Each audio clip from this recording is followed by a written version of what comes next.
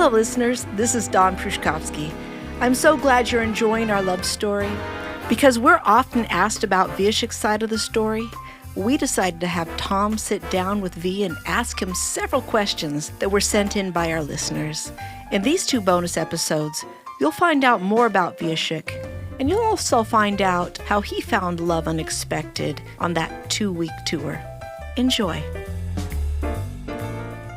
Welcome back to Love Unexpected. I'm your host, Tom Howie. In the seasons previous, we've interviewed Dawn about her experience in Poland and Ukraine and meeting this mysterious man, Willy. Well, today we have a very special podcast. We actually get to interview the infamous Willy. So he's on the other side of the glass with me at this point. We've heard from a lot of our listeners, and they want to know about you, Willy, your backstory and your side of this whirlwind romance. So I'm going to start with this. How did you end up on this trip with Dawn? So my brother is professional interpreter, and he was working with this group of Americans who were coming to Poland for a tour, and they were in need of musician because somebody that was gonna come couldn't get visa. So I was invited to join them, and that's how I end up with him. So what is your musical background and what do you play? I started early during the grade school. I started studying violin, then viola. Then when I was high school age, I started playing trumpet and went to music school, studied trumpet and saxophone just to end up playing keyboards. In 1981, I started music band, and we called it My Brother's Band, kind of funny, strange name. Anyway, within 2 years, we went professional full-time and started touring and recording. Even came to U.S. in 1987 for a 3-month tour and did the album recording in Nashville at the Hummingbird Studio. I remember it to this day. So I was playing keyboard, I was singing, doing arrangements, programming, and this kind of stuff. And those people that were coming on the tour, my brother knew them from some previous experiences, and they didn't want to bring their PA system. For the younger generation, nobody calls it PA system, they call it concert gear.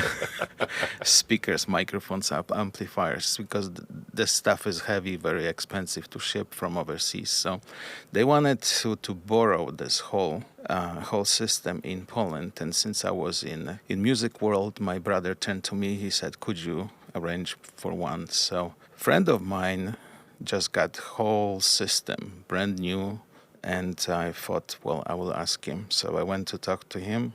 I said, Wodek, this group of Americans come for the tour and they want to borrow your gear. Are you okay with it? He said, well, I don't trust Americans. He said, if I am going to give them the equipment, you got to go with it. So I became instant sound technician for that tour and agreed to join them and provide that service and provide that equipment for them. And that happened in 1990, I think.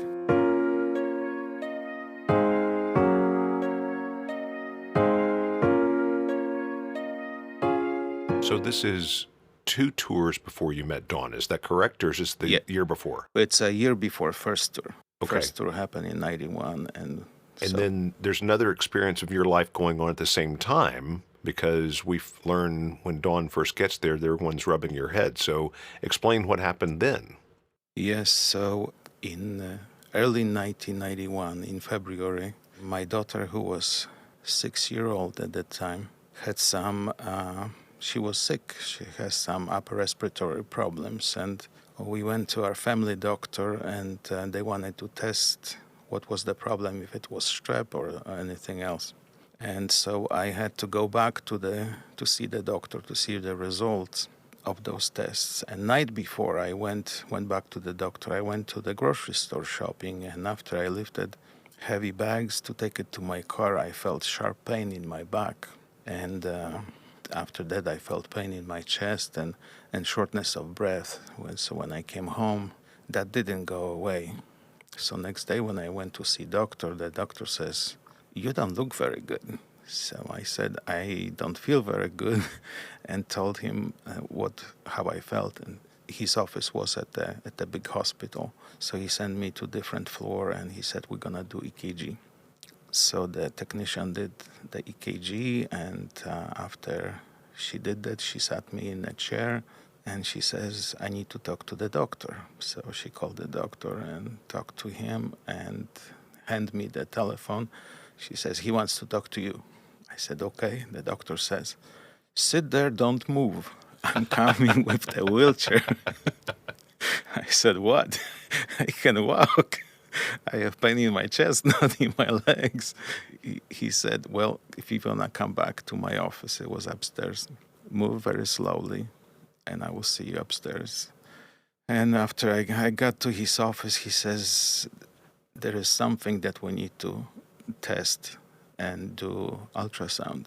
So he took me to the place, different office where they did ultrasound, and it was very, very long. And after they finished, the technician that did the ultrasound and my doctor left the room, and I was there laying shirtless and cold. Seems like forever.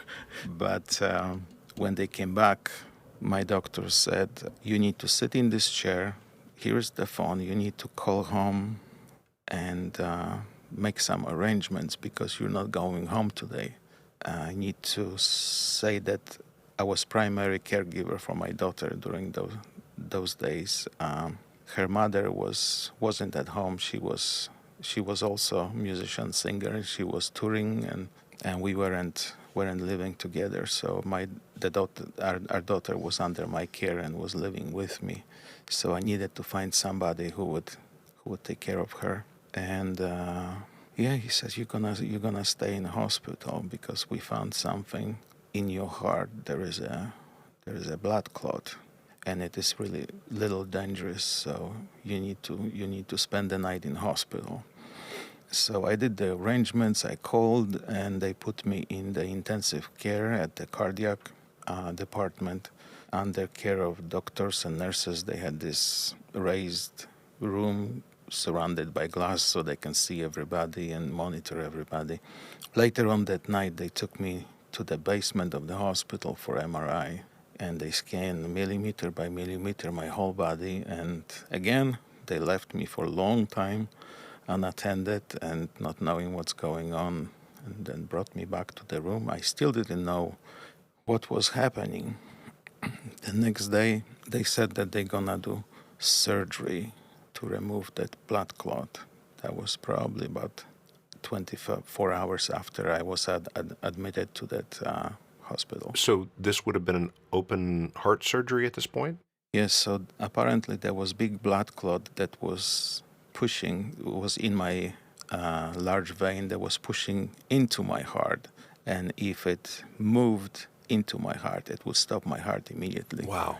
So they needed to do open heart surgery to remove it. And after the surgery,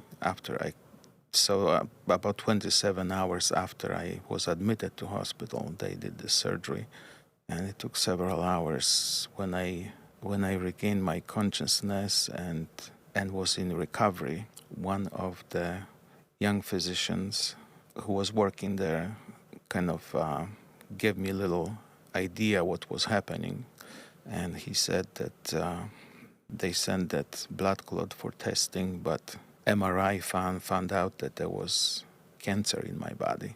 So where was the cancer located that would have thrown off a blood clot? So the cancer was about 35 to 40% of my liver was taken by cancer. Wow. My lymph nodes, and I had 2 large tumors on my lungs. So basically the cancer was in all my internal organs, plus that big blood clot that could stop my heart anytime. So he said they discovered that the day before, but they thought the cancer is so advanced and it's everywhere that I most likely won't survive. So That's why they didn't do surgery right away. They waited about 27 hours. Wow. After all the time, I was still breathing, so they decided to take a shot. So I don't know what the words in Polish would be, but did someone ever tell you to get your affairs in order? That usually is a death sentence. I mean, that's amazing. And we're talking 33 years ago.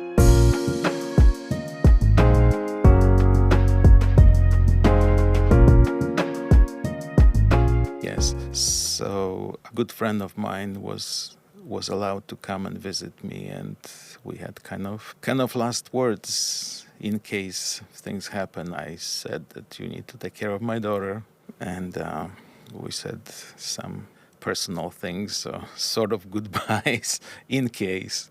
But yeah, that's how the socialized healthcare used to work. So you go from that point there. I'm assuming you start treatment, or maybe even surgery. Do they perform surgery, or and then treatment? Yeah, so they opened my heart, they removed the blood clot, and then I was recovering for 3 weeks at that cardiac department. I had some, apparently after every open heart surgery, there's some infection around the heart, and there is some drainage. So I had some tubes in my chest, and there were days I was running a little fever. So, but after 3 weeks, I was ready to be discharged, and my surgeon told me that he arranged for a very good oncologist and schedule a visit, so I can take care of the cancer part now. Wow. So you've already mentioned that this is how things were in a socialist country. Let me delve into that just for a second. So this is a little bit of a side note. How are things different that you know now with medicine in Poland than what they were then? Had things improved or declined? I think that things improved greatly. They became free country, came under the influence of Soviets, and everything changed, became more accessible to people, geared toward people.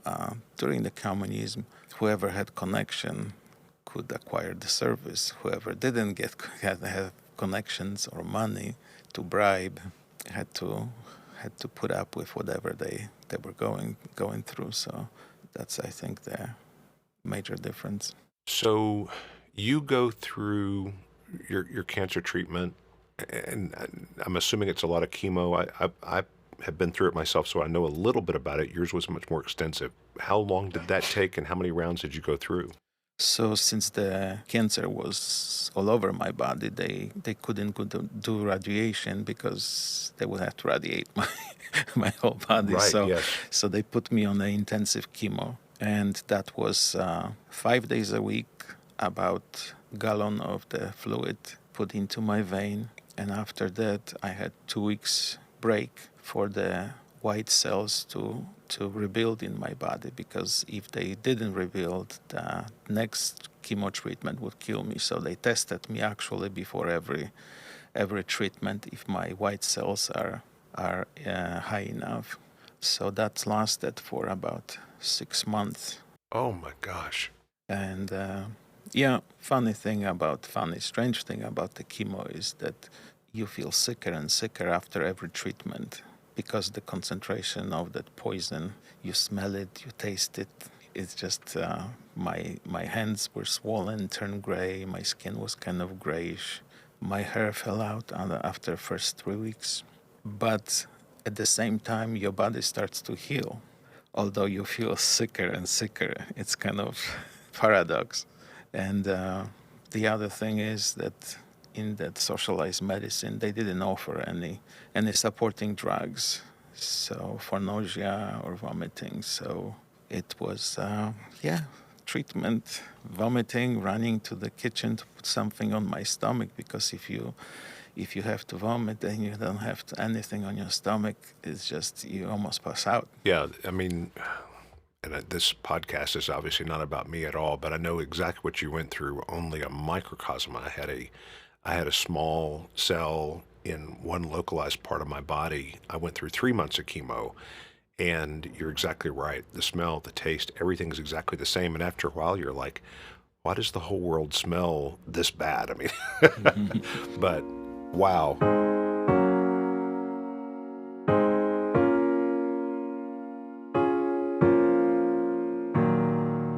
So to finish the story, I'm going a little long. But after 6 months, they did all the MRI, X-ray, ultrasound, and I came back to visit doctor, and he had stack of paper on his desk, and he says, something is not normal about you. And I said, He says, well, we finished first part of your chemo, and we were gonna start the second part. But from what I see from all your tests, everything in your body is healed. Wow. And he showed me X-ray picture of my chest before. There were big 2 white spots, like plum size, for tumors in my lungs, and my lungs were completely cleared. He says there is lots of calcium around your liver and lymph nodes, and that's a sign that those things are healed. Oh my gosh. The process Wow. of healing. So he said, I will just monitor you. You're gonna come after 3 weeks, see you again, and then after 6 weeks and 3 months, and that actually ended well. So you finish the treatment, and the doctor gives you this amazing report. That's incredible. And then you go on the tour. Not quite. Not quite. Okay. Not quite. I went to the hospital on 22nd of February. I made that commitment with the music gear for the tour in the fall before, and they were coming in May. May was in the middle of my chemo treatment. And so late spring that year, my brother comes back. He said, you made a commitment. What are you going to do now? I said, well, let's look at the calendar. I have 1 week of chemo, 2 weeks of break. 1 week of chemo, 2 weeks of break. And turned out that their tour was during my 2 weeks of break. Wow. So they came in May on Friday, and we were meeting at some place in the afternoon. And that was my last day of chemo. So last day was always the worst because of the concentration and so much of that fluid in my body. And I came straight from the clinic to the place where we were practicing, because I had to learn the music. But by the way, things change. About 3 weeks before the tour, my brother got telegram from the organizers, and they said that their keyboard player didn't get visa, I cannot come, but they can bring sound technician. Would I rather play keyboards than doing the sound for them? And I thought, absolutely, that would be a blessing for me. I wouldn't be responsible for so much. I wouldn't have to carry the stuff, set up things, break down things. So I became a keyboardist, and they also couldn't get a drummer to come. So they asked if I would find somebody, and a good buddy of mine was really good drummer. So that's why we both joined. Anyway, so in late spring, my brother says, what are you gonna do? So we look at the calendar, and turns out that they come during my 2 week break, and I said, I'm gonna go. Wow. He says, you are crazy. But He didn't really leave you an out by saying, but you've already made a commitment here, so that's not really fair.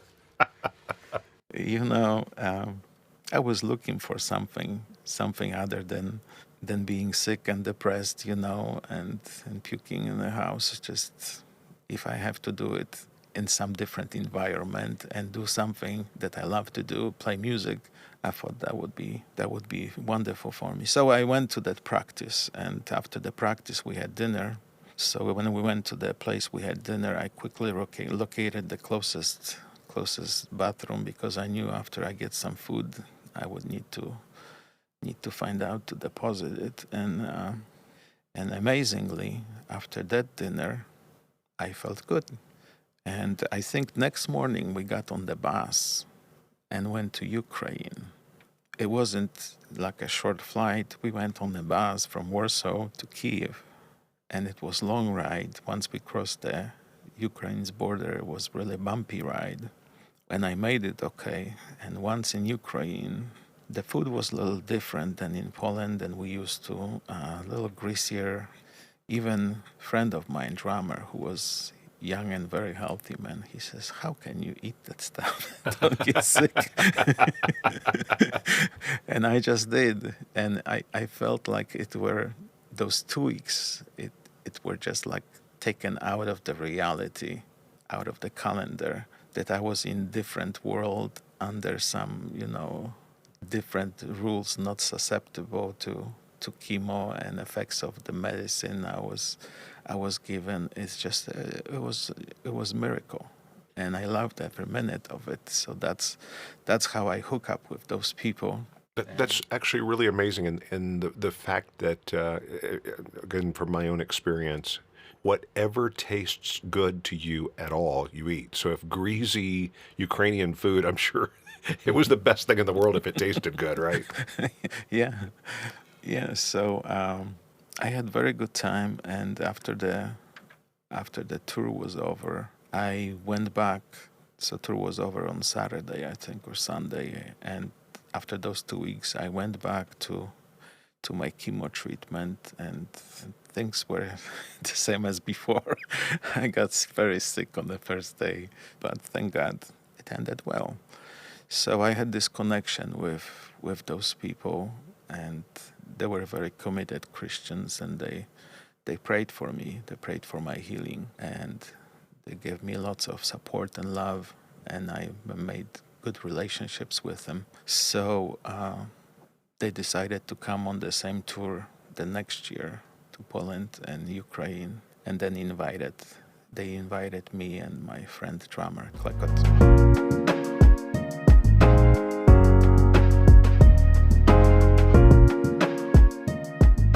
So how many of the Americans were on that first tour that ended up being on the one with Dawn? Oh, probably about 20. Oh, wow, that big of a group. Yeah, the first group was 20-something people, and the second group was close to 40, because there were singers, there were instrumentalists, there were dancers, there was mime, people doing some drama, and so that was very big group. Wow. Turning our attention a little bit for the Americans that are listening, I want to get into why a man named, and I'm going to butcher your name, and I hate it, but Wiesiek, is that close? Close enough. Okay. Well, you say it then. Wiesiek. Wiesiek. So how is a man named Wiesiek, how does that become Willy? Okay, so my legal name is Wiesław. Oh, wow, I never heard that before. Okay, in go Polish. ahead. But that's very formal. So your parents, your friends would call you Wiesiek. And when I was with my band, we traveled every year. We traveled to Holland, to Netherlands, for a music festival at De Bron. And I struck friendship with a very good musician from Nashville, Scott Wesley Brown. And he was there every year. He's an excellent singer and songwriter and plays guitar and great entertainer. And one year he came with his music producer Tom Wonka, and we struck a friendship, and we really had a really good time. And Tom says, you know what, your name, just when I look at it, it doesn't sound anything like you say, because it's spelled Wiesiek and it's pronounced Wiesiek. He says, I'll call you Willy. That's fantastic. And that was probably 1986 or so. So to make it easy on foreigners from that time, if somebody asked what was my name, I said Willy. So Wiesiek, spelled with a W, pronounced with a V, and that's why people now call you V. Yes. It makes sense too. Okay, all right. Dawn made comment. And I want to get back to the cancer, because obviously it's very important to the story of the second season. But Dawn made some comments about how many signposts there were along the way, long before she ever took the tour. She had prophecy. She had just different things leading up to her coming to Europe for the first time, that she would meet you, obviously, and different things. Did you have any of these same type of signposts leading up to that tour? So in 80s, when the situation, political and economical situation, was very difficult in Poland, there were great shortages of food. Many of my peers were emigrating, fleeing to the West, to United States, to Canada. And I never had desire to leave my country. I thought, well, sometimes you go through hard times, but things eventually get better. You always hope for the better. So I never had the desire to leave. I loved my country, my people, and I never thought about leaving. However, in the spring of 1992, very suddenly I had this change of heart. I strongly felt that I'm not tied up here. I can actually live anywhere. I left the band in 1989 and started doing my own thing, recording with other people, arranging, programming, and stuff like that. So I wasn't tied up to any job or any band during that time. So I could live anywhere and still do what I was doing. So I had this thought and this feeling. Actually, I'm free to live anywhere. I didn't think to move to US or to move anywhere, but it's kind of freeing thought. I'm free to do whatever. That's fantastic. And that felt good. Yeah, that's fantastic. I love that. Another thing happened that I think after my recovery, or during my recovery, because after I finished chemo in late August, beginning of September, I still had like a rock in my stomach for many months. You know, the effects of chemo. Yes. And there was still healing going on in my body. I wasn't feeling well. My hair started growing back, but I had a new appreciation for life, for things, for relationships, and had this hopeful and positive outlook on life. You know, when you get one good thing, you expect more good things. And that was third year that I was caring for my daughter. It was just two of us. I just had this feeling that good things are coming. Then I need to be open for whatever comes. So I had this anticipation and hope and an open mind for whatever comes. Tom, there was a reason for my boldness. I have to admit that I've had this very strong impression from God that love was coming again into my life, and I have to be ready and open to receive it, because the window of opportunity will be small. So we found out a little bit about your musical background. We found out that no real person would have ever put you on this tour that you ended up on the first time around. I mean, you're going through chemo, you're going through everything. I mean, it's horrible. Yet you were there, and things started moving in your life that changed your thinking and how you would go forward in your life. I fully understand the whole idea of now I have a different commitment or different perspective on life. I think in our next episode, I want to talk through your perspective of the tour, find out basically from your perspective how you fell in love, and was it unexpected on your part as well? Absolutely. Well, don't answer yet. We've got a whole other episode to go. We hope you tune in for the next episode with Willy, getting his perspective on Love Unexpected. Well, that wraps up this episode of Love Unexpected. To see photos and video clips that go along with this story, go to our website, loveunexpected.us. You can find the link in our episode guide. We would love to hear from you, so email your comments and questions at our website. If you enjoyed the show, we would love for you to share our podcast with your family and friends. You can listen to Love Unexpected on any of your favorite podcast platforms. Be sure to hit the subscribe and notification buttons so that you don't miss a single episode of our show. You can help us by leaving a rating as well as a comment or review. We look forward to connecting with you on social media. Our username @LoveUnexpectedPodcast on both Instagram and Facebook. Our producer and creator of original music for the show is Joe EP Music. Our host, Tom Howie.